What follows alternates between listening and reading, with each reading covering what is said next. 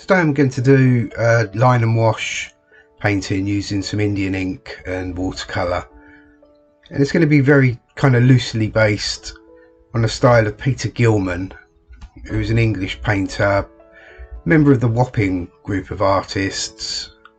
He worked predominantly in oil and watercolour, usually kind of on site, plein air. Very kind of loose, sketchy style. Works very well for this.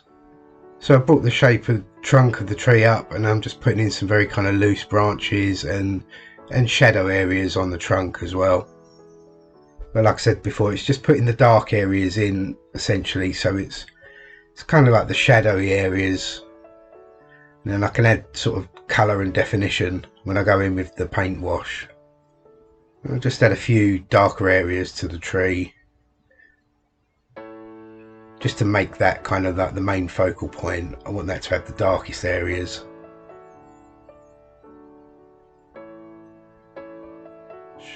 I'm just going to go into what's left on my palette there, this kind of blue-grey that's left behind from a previous painting. Worked perfectly for the sky, and because all the darks are in from the ink, makes the watercolour wash very simple really. So I've picked up even more raw sienna, and I'm just going to bring that across very simply for the land area, and just touching that with some clean water and thinning it out and allowing it to run down.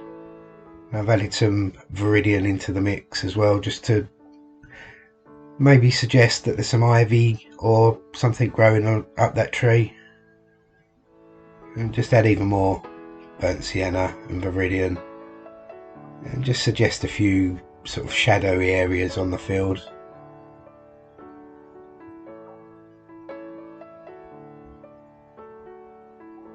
And I'll just add some foliage onto the tree very simply, just with the edge of the brush,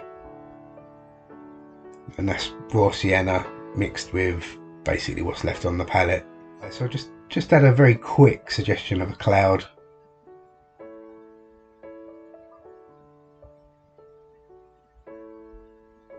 I think that just kind of ties everything together. I'll just take the tape off and have a quick look at the finished picture.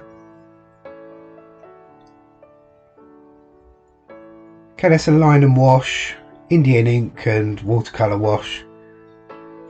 Very kind of loosely in the style of Peter Gilman.